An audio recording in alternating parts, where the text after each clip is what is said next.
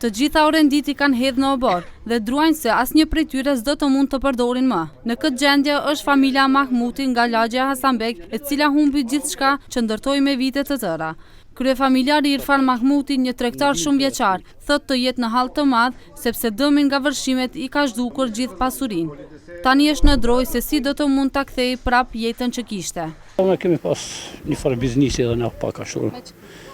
Tregti kemi pas ka pak, mall na ka zonë ashtu. Si u 450.000 ndash edhe 100.000 euro ka dëmtu me mall, me pas tjetër më s'po flasmi.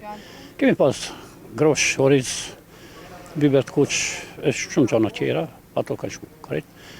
Kanë shku edhe tolla, çka kemi mund diçka me kapat, natë kemi kap, ças kemi kap, kanë shku florit grave. Po fjalë për këtë shtëpi në Vllaznie me këto, sigurisht 400-500.000 euro është domi, me garanci. Irfani thotë se deri në kohën kur ishte ekipi jon tek ai, askush nga autoritetet nuk erdhi për t'i trokitër në derë dhe për të parë me sytë e tyre dëmin që pësoi. Situatë të njëjtë si Mahmuti kanë edhe fshinjë të tjerë. Mustaf Sinani që jeton përballë Irfanit, po ashtu nuk ka pasur asnjë musafir që do të vinte ta vizitojë për dëmin që ju ka shkaktuar nga vërshimet. Askush s'ka ardhur deri tash. Edhe pi tash mos të vjen askush. Familjar s'kan abin diçka.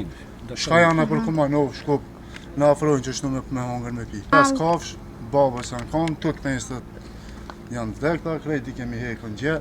Rejën e Mingjës, 30 vjeçare, e kena pas gjallin e vogël, 6 vjeçare. E kena voros par gjë, me gjithse i kena gjithë ku fume. Nuk kanal as një ushtar me hinë që to me këshirë se shka u ka bon. Duke druajtur nga e keqja, Sinani largoi orendit nga shtëpia sepse kishte frikë për shëndetin e familjes.